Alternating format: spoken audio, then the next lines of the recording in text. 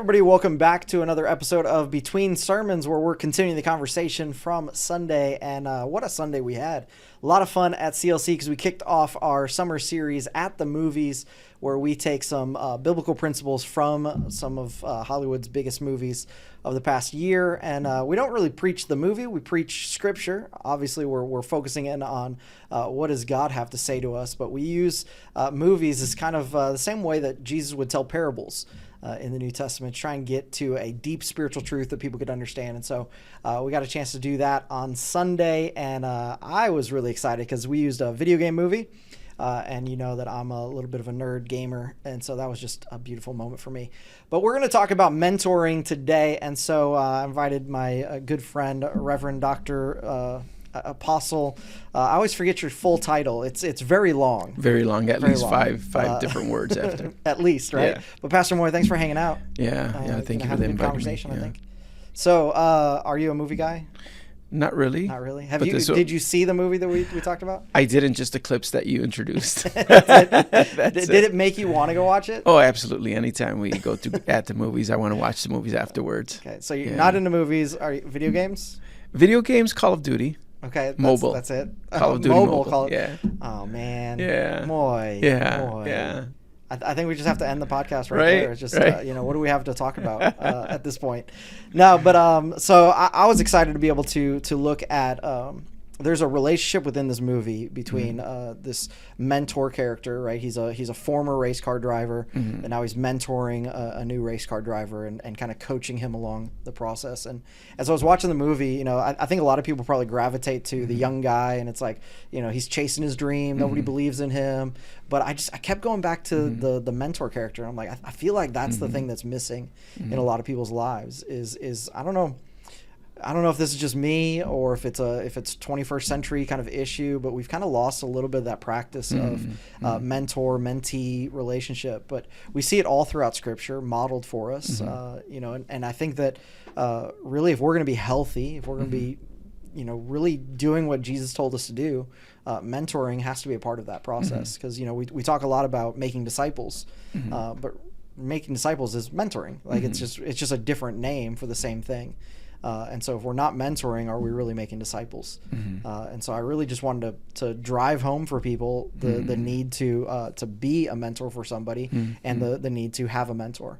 And you never really phase out of that. Like no matter how old you get, no matter how long you've been on this journey, you still need a mentor in your life. I love that my dad has a mentor, and like it's like, he's 70, he's been doing ministry for 50 years, and yet he still has somebody that he goes to and says, hey, what about this or what about that? And somebody that's able to kind of coach him through things. And so I love this idea that, if you don't have one, you need to get one. Yeah. And if you aren't one, you need to become one. Right. And so I'm curious from your perspective, what is mentoring? What does that actually mean to you? Like, how would you define this whole concept? Yeah, for me, it would be summarized into a few words, and that's value extracting. Okay. So extracting a value in people in a very intentional way. I mean, there's a point that you had yesterday, and that was pushing people towards greatness. Do we have the ability to do that? And for the mentor that I had that invited me into ministry, he saw something that I didn't. He was pushing me towards something that I was not that aware of, and he did it well. Okay. Who was that? Pastor George Thomas. Okay. And when did that relationship begin? Like when were you like, okay, this is official, like he's mentoring me? What did that look like? Yeah. We met during a Bible study, and he said, you know what? I was asking certain questions, and I felt that maybe those questions were lurking in my head because of all the doubt and insecurity that it was lingering. Everybody else might have saw those questions as maybe nuisance questions, but he saw them as valuable questions. So he said, hey, I'd like to meet with you and just answer some of the questions that you had, So, and it goes back to the other 2 points that I really liked about your message. And the second one was encourage. And the other one was, stay with them even when, things get difficult. Yeah. And he did that well. He would encourage me. He'd say, Moy, those are good questions. He goes, let me help you understand what I've learned over the years. Instead of saying, Moy, how could you be doubting basic doctrine? Like, you grew up in a church, you shouldn't be going through this. And instead of feeling that he was shaming me. He was actually encouraging me along the process and helping me see things that only he was able to see through an idea of what I could be and not necessarily who I was at the moment. So it sounds like this relationship is a very formal, mentor-mentee relationship. You guys have like a set schedule when you meet, or has that changed over the years? What does that look like? Yeah, it's definitely changed. So we used to meet every Tuesday. At that time, I joined his Bible study. It was a life group. I was part of his life group. And then from there, we started meeting every Tuesday. So it was every Tuesday at noon. We would meet for about an hour and a half and go through the book of Timothy or the book of Titus. Okay. And it's evolved over the years because life has changed for me and it's also changed for him. Yeah. So we probably get together once a month now, but he gets together with me just to continue to encourage me, continue to pray for me. One of the great things about that mentorship relationship is that I feel that he's operated with a high level of intuition. Okay. He perceives things and sees things before I do. And I believe that comes from leaning into being sensitive to what the Holy Spirit is telling him. And also being very in tune with the way that I think. So he'll capture things before I even say them and say, hey, just want to let you know, I'm praying for you about X, Y, and Z. I'm like, thank you. I have been sort of wrestling with that a little bit. Hey, don't worry about it. I just want to encourage you. That's something that happens to everybody. Just keep moving forward. I know you're going to do great things. I'm like, yeah. Oh, wow. And sometimes you need that little boost. You need people to see things in you that you can't see, especially when things get either difficult or when you can't see things for yourself. Yeah. I'm curious. Would you say that you pursued him or he pursued you into this relationship? Oh, he definitely pursued me. Okay. Yeah, he definitely pursued me. I mean, there was something I always, he was the mega church pastor during the time that I was a kid. So I admired him and I always thought, wow, I would like to be mentored by somebody like him. But it was just a thought. Yeah. But finally, when we met and we had the opportunity to get to know each other, get better acquainted, he pursued me. And I thought, wow, this is almost like a God thing. Yeah. I've always desired to be mentored, but it's kind of tricky. How do you do it with? What kind of chemistry do you look for? It's one of those weird things. How do you formally ask somebody to mentor you? Yeah. So there's a lot of those questions, but everything just seemed to work out so well. Yeah. It's interesting because I usually recommend the opposite. Like usually when I'm talking with somebody, I think that the mentee should pursue the mentor. Right. Because what ends up happening a lot, and I've experienced this myself, where it's like I found somebody that I'm like, man, this person has so much potential. I want to pour into them. Yeah. And then they're not committed to it. Right. So it's like you're there on Tuesday and they're like, oh yeah, I'm running late, or oh, I got to cancel. And it's like, okay, if you're not really hungry for this, right. I don't want to waste my time in this. And so I usually encourage people, hey, make sure that the mentee is the one pursuing the mentor. Mm-hmm. But I will say that I've had a few examples in my own life where I broke my own rule. Mm-hmm. And a lot of times it was like, if I saw somebody and it's like, man, there's so much potential in this person. They need somebody to come in and just give them a little bit of a shove. So I've had that experience with a few different people over the years where, I pursued them and said, hey, look, I want to spend some time with you. Just because they needed that. But in general, I try and tell the opposite. Yeah, Brent, that's fantastic. I do believe that, it is important for us to be seeking out mentors diligently, but there are exceptions sometimes where, there's just somebody that God puts on our heart where we know they're not reaching their potential. Yep. And God sometimes say, look, it's going to take a little bit, but just invest time because you don't know. Classic examples of that you could find throughout history for people that didn't see their full potential until somebody else came by and extracted that value. So it goes, you're right. I think we need to be very prayerful and intentional about who we ask to mentor us. But there are those exceptions to the rule that I'm glad you pointed out. We do have to be prayerful about God opportunities where God says, no, I want you to lean in and help this person out. Yeah, and there is something about just that self-sacrifice within it that, look, being a mentor, it can be a risky proposition because you can end up pouring into somebody and they do nothing with it. Right. And it's like, man, I spent 3 years with that guy and then they got divorced and they left the church and they threw their life away. And it was like, what happened? Yeah. And so there is this kind of this risk and there is this idea of, there's been some people that I've tried to mentor that it's like it did not go well. Right. There's been people where I mentored them for years, and then all of a sudden it was like they just forgot everything that we ever talked about. Right. In that process, and it's like, man, did I waste my time? Yeah. And so I would just encourage anybody that's out there. It's like, man, it's risky. I don't know if I want to invest so much into somebody. I think it's still worth it. Even if it crumbles, even if it falls apart, even if that person ends up going off and doing, you are still learning in the process. You are still developing. We talk all the time about like children's ministry workers. It's like the person that is working on the lesson usually learns more than the kids that learn it, like that you're teaching, because you're gaining more information. It's the same with preaching, right? Like I'm looking at way more scripture than I can actually deliver on a Sunday. So it's like I'm edified, I'm strengthened in my walk in this process. And I think the same thing happens in that mentoring relationship. It doesn't mean it doesn't hurt. Right. And I've watched my father go through that with guys that he mentored, like spiritual sons that, it's brutal out there. It's hard. Yeah. And I see a similarity between people who are pursuing higher education. Getting a degree doesn't guarantee you a job. It increases the chances of you getting the job that you want. And in the same way, I think when we mentor somebody, it doesn't guarantee that they're going to reach their potential, but it sure increases the chance of their reaching their potential. Because if you begin to lay foundations, and I'm even thinking about some of the foundations that Pastor Thomas has laid in me, I will never forget those.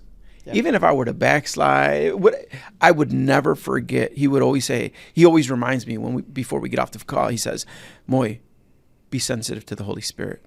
That sticks to me all the time. Yeah. Be sensitive to the Holy Spirit. And I'm like, okay, be sensitive to the Holy Spirit. So those mentorship opportunities, sometimes we do feel that they are a flop, but I believe that in their heart of hearts and some of their loneliest moments, they always go back to the things that we've taught them, or that we've been taught.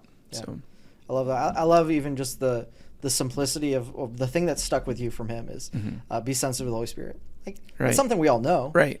But the mentor is there to remind you, right? And I think that sometimes when I talk with people and they're like, I really do feel like I should be mentoring somebody. The Bible tells us to go make disciples, and I'm not really making disciples. I need to be stepping, but I don't know what I'm going to teach them. I don't know what I'm going to pass on. Like, they feel inadequate because maybe they don't have the doctorate, maybe they don't have the degree, and just the reminder that sometimes it's just repeating the simple things. Right. Like it's having somebody that can listen to that you can bounce ideas off of. It's one of the things I love. So I have a coaching call once a month with my mentor right now, and what's interesting is we just talked on Thursday of last week.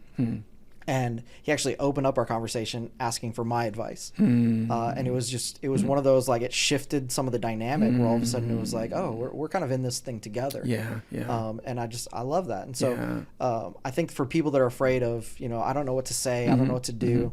I love that you talked about how with your appointments with him, you go through Timothy. You go through, a chapter of the Bible, book of the Bible, right? Like, it doesn't have to be as huge and complex. Right. A mentoring relationship could be walking through the Bible together. Right. Could be just talking about what's going on in your life. And if you have something that, like my mentor, when we talk, he's like, hey, so what's going on? What do you need? And there's a lot of times where I'm like, honestly, I don't know that I need anything right now. And so we just talk, and he encourages, and we, I say I don't need anything, and then we get into something. I'm like, oh, actually, I'm not really sure what to do in that situation. And then the wisdom comes and the advice comes. But what have been some of like those conversations for you as the mentee, as the person being poured into, that you're like, man, I needed this conversation? Yeah, it's not so much maybe what he said at times, but more the way he made me feel. Yeah. And he made me feel that I could trust him.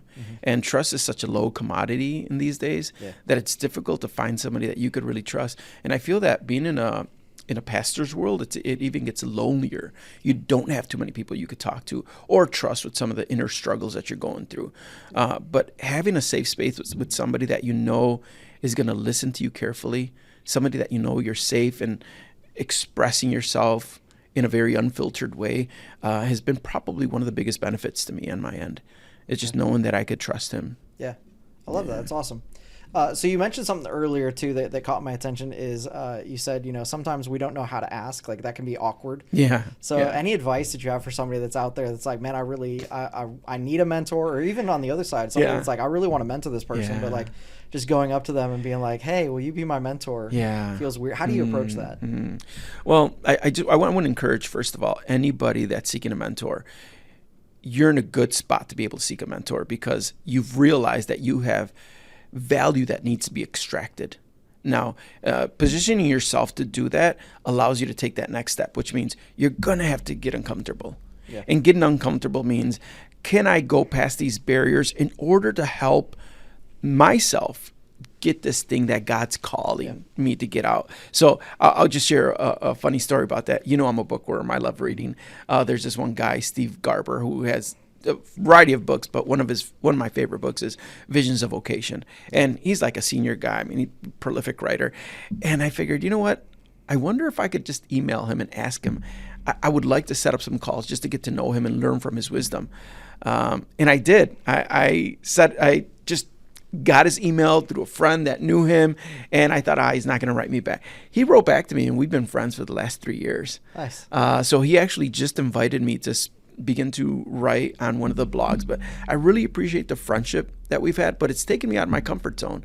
You have to be willing to say, this person might say no, and that's okay. But be prayerful and be thinking about what you do want. What are some of the areas that you do need mentorship in?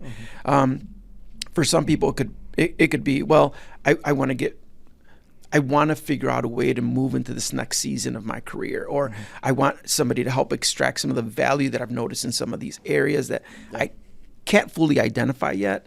Part of it is making sure that you have you allow yourself to be uncomfortable to make the ask. But even outside of that is just already thinking, what is it that you want this person to mentor you in? If you could get through those first two obstacles, the next part of that is just relational. And I guarantee people will build great relationships just getting to know somebody that has a little bit more experience in their journey. And if somebody says no on either end of the equation, that's okay. Well, it is, but set yourself up for it. So one of the things that I do is I encourage people, treat it like a coffee date. Just say, hey, do you mind if we get together? I really like, X, Y, and Z. I'm looking for a mentor. Could we explore and see if there's chemistry? That way it gives each party a way out.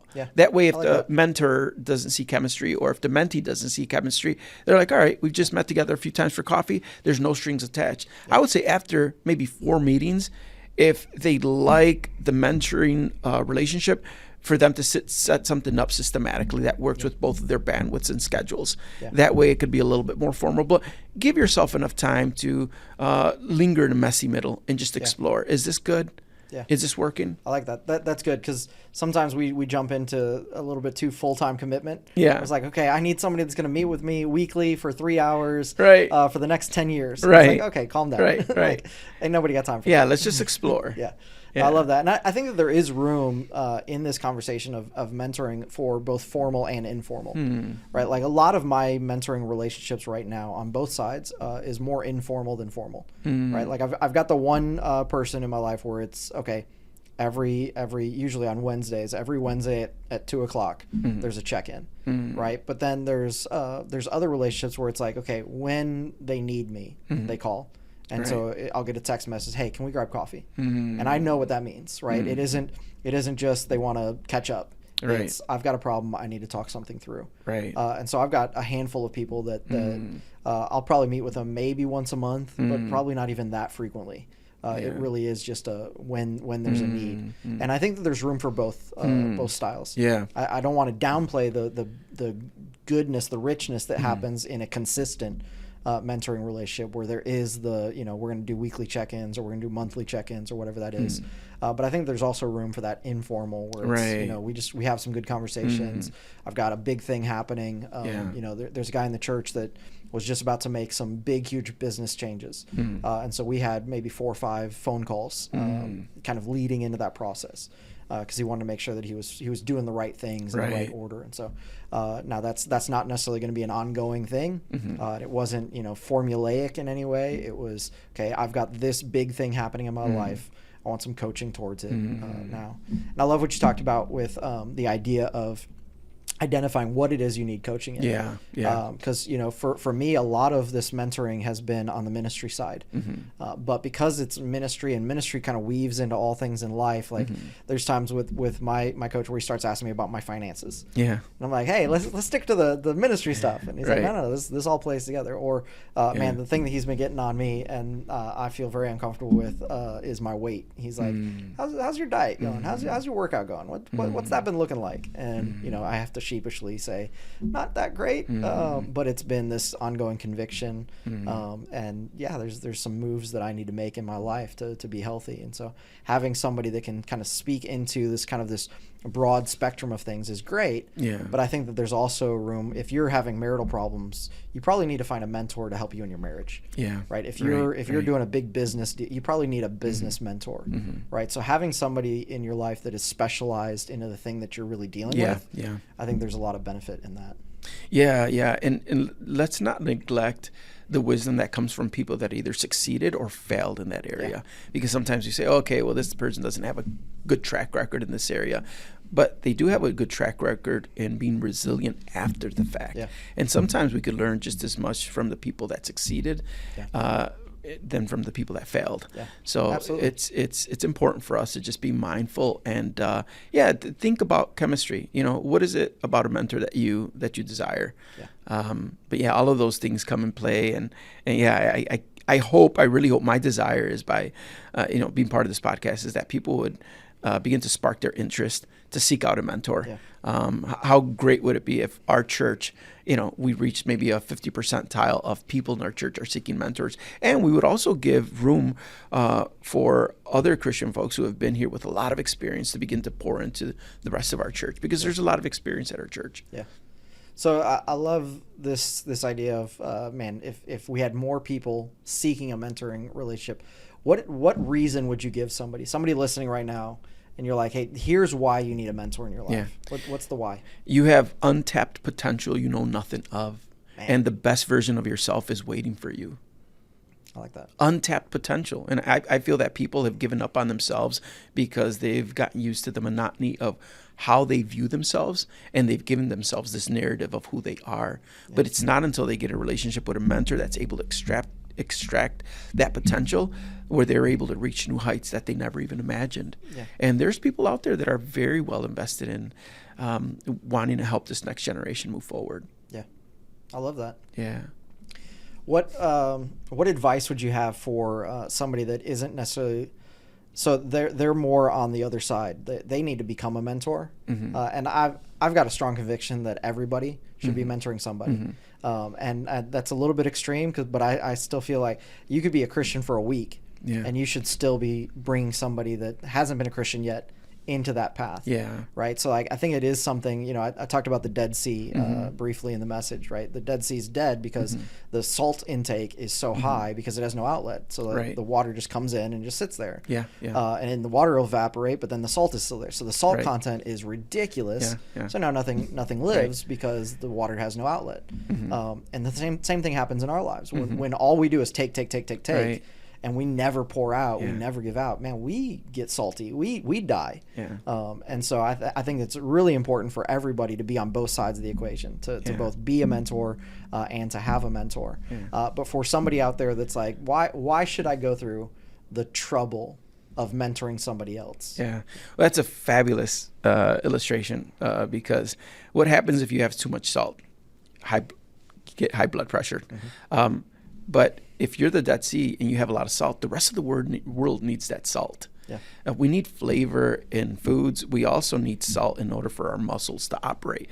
So the image that came to my mind is sometimes people that aren't in a position where they're mentoring is that they're carrying this big semi full of a lot of valuable salt that they need to provide for everybody along their journey, but they're just holding on to it. And they would not, if only they could realize that they could enrich so many other people with the way that God has blessed them in their journey. They have so much to give. That saltiness could go a long way, but having it in the back of a semi truck is not going to be any good or any value. It's going to be just like the Dead Sea. Yeah. Yeah, I mean that's kind of core to the gospel message, is that it's not about you. Right. Right? Like it's about God, and it's about other people. And so there's somebody that needs what God has already done in your life. Right. I love, when the scripture talks about, they're able to encourage others with the encouragement they've received.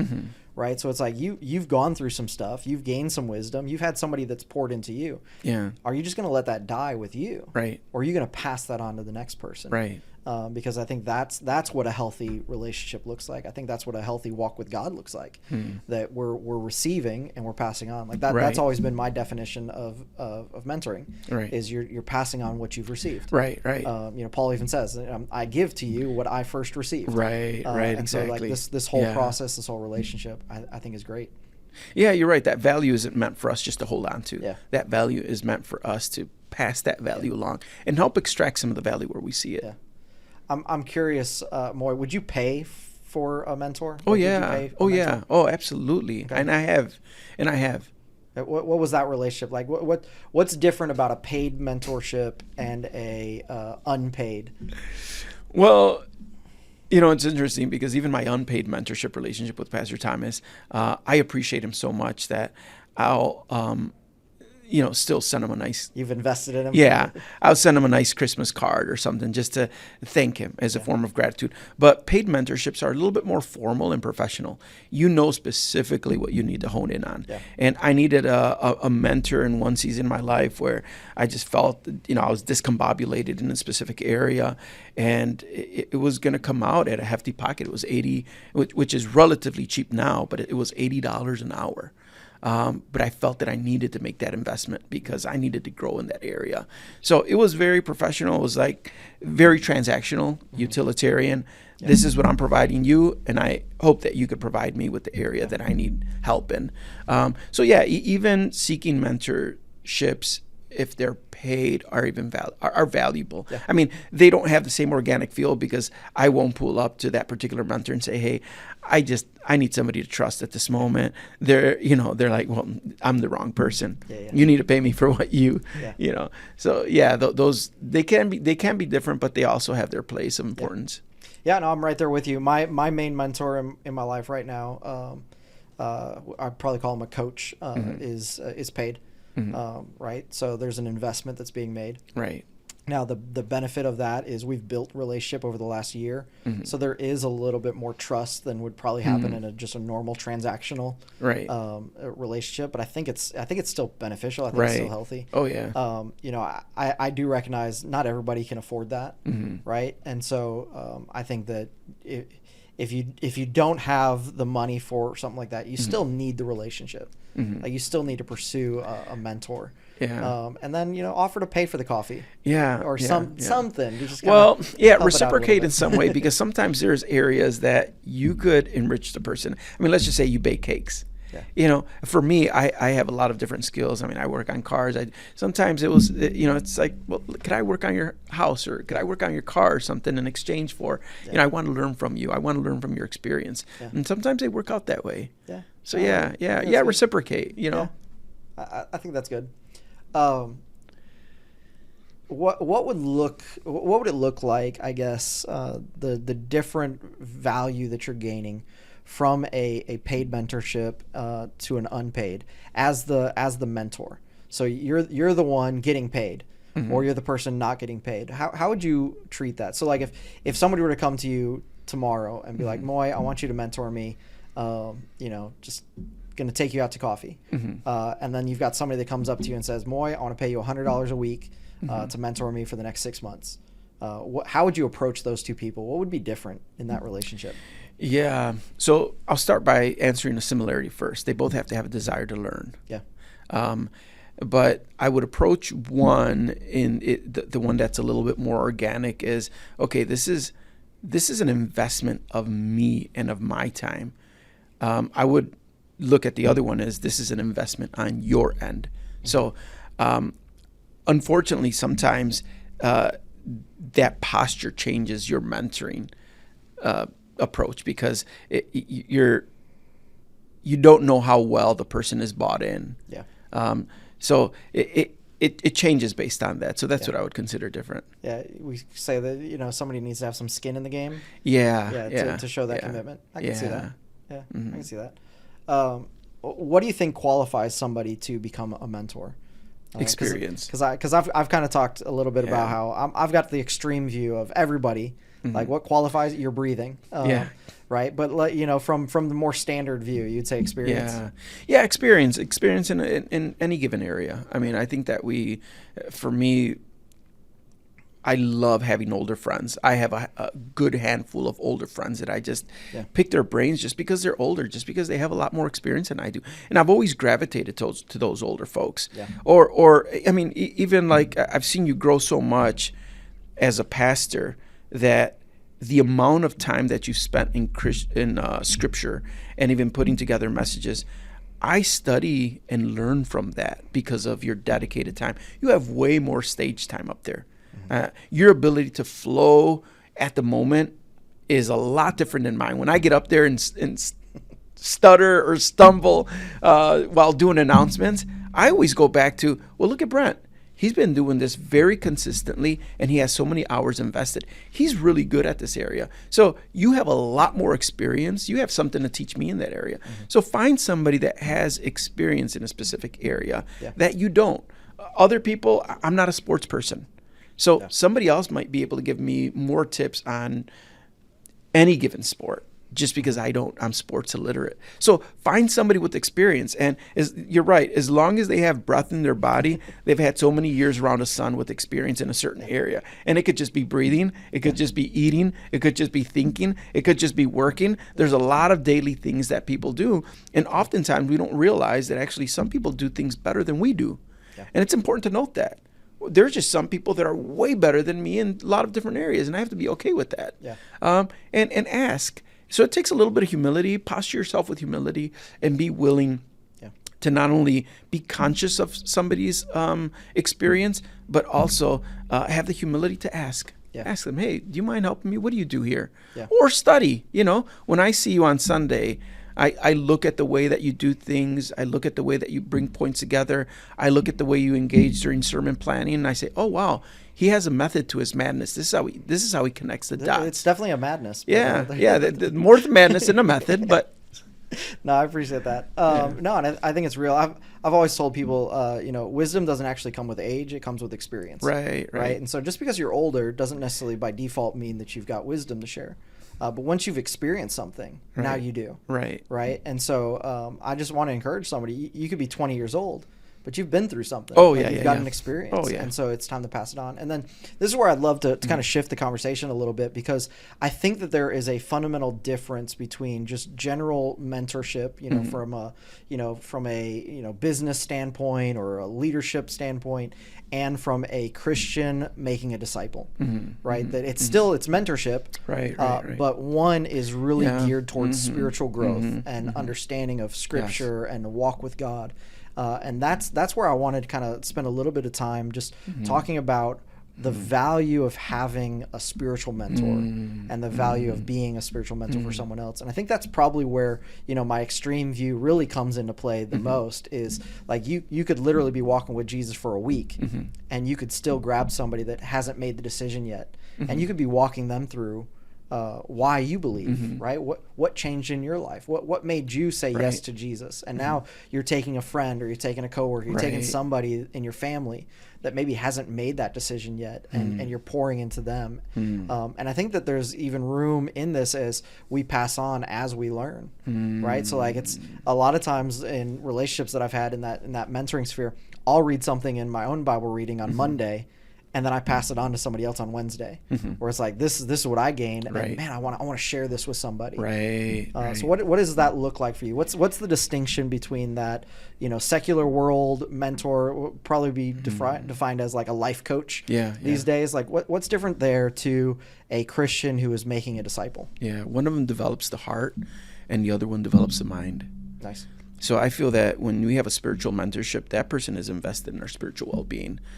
How's our heart being shaped by some of our daily, in Kate Smith's words, our daily loves, our daily passions? What are those things that our heart is going after? We tend to desire more than we desire God. And when we're shaped around those areas and we bathe those desires with prayer, with scripture, we shape a different heart. But a more professional one is you're shaping your mind. This is your experience. I have a seminary degree, but you have a lot more experience than me in preaching. You could help me develop my mind in a way that seminary hasn't been able to because of your years of experience. Right. For somebody that develops the heart, like Pastor Thomas, he would say, Moy, hey, how are you? How's your heart? He would always tell me, how's your heart? How's your heart condition? And I know what he means when he says that. Yeah. Hey, let me pray for you. Don't forget. And, it's just somebody that reminds, we're a spirit-filled church. So he always reminds me of, hey, Moy, you're spirit-filled. You're spirit-filled. Yeah. It's almost like my dad reminded me, hey, Moy, you're a Mendez. You understand our family values. Yeah. Pastor Thomas reminds me, hey, Moy, you're a spirit-filled Christian. Walk like it. Yeah. Lean into the things of the Spirit. Yeah. Are you praying in the Spirit? Are you spending time in God's Word? Hey. And it's funny because, your first point yesterday, it was about sort of pointing out those things. The blind spots. Yeah, pointing out those blind spots. And that has to be managed carefully. Yeah. And sometimes mentors could do that so well that you don't even know they're pointing them out while pointing them out. But he would do those things by just asking questions, not telling me, hey, Mo, you got a blind spot there. It's, hey, he would ask me a question and I would answer that question. I would say, oh, wow, you're helping me develop the heart. Yeah. So again, it's shaping the heart and shaping the mind. So that's the difference between a spiritual mentorship and a formal sort of business mentorship. I love that. I love that he basically just stole God's playbook. Yeah. How many? I did the study one time and I can't remember the numbers, but it was like the number of questions that Jesus asked versus the number of questions Jesus answered. Mm-hmm. And it was astronomical difference. Right. It was like hundreds of questions he was asked. Yeah. And he didn't answer any of them. Right. Instead, he just kept turning it around and asking questions back.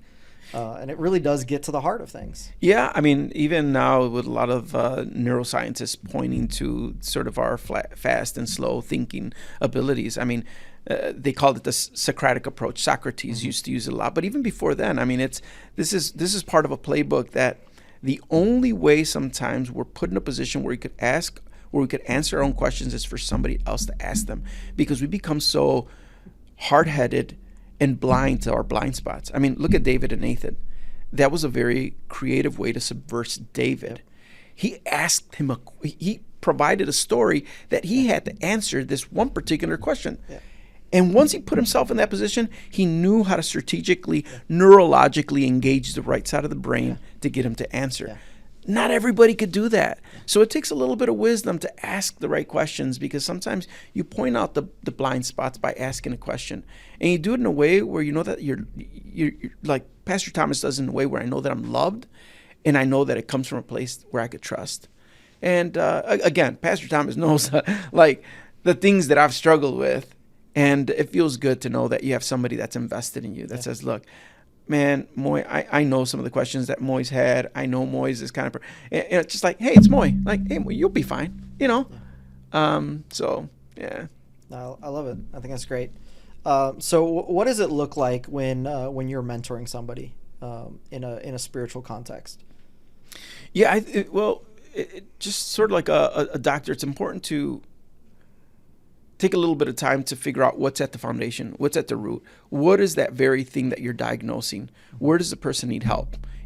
Is it they perpetually feel the need to lie? Now, we're not psychologists, we're not psychiatrists. Right. I know we're not there to provide therapy, but we are there to identify what are some of the areas where they are encountering brokenness that they need healing. And can we sit alongside with them, identify them, and say, are you okay talking about this? Mm-hmm. And could we prayerfully go through this and seek scripture together? Because mentorship is also part of a symbiotic relationship. It's let's grow through this together. I don't want to just be the person speaking down to you, because that could be very condescending. Let's explore this together. Let's reason together and figure out if this is an area that we could both learn and grow from. But of course, with the person leading the conversation. the mentor leading the conversation. So yeah, a lot of it is just really taking time to understand what is at the very root, what is at the very foundation where this person needs mentorship. And I think, if some people are like I am, is we tend to exaggerate a lot of what we're going through. And sometimes those big things aren't as big as we actually think that they are. Yeah. So they're actually small opportunities where somebody with a little bit more experience could help us navigate through those areas a little better. This is good. I appreciate this conversation, Moy. I think it's been good. I think it's been helpful for people. But kind of want to wrap up now with what's your final 10%? What's the last advice that you would give to somebody, either side of this, either the mentor or the mentee? What advice does Moy have for them?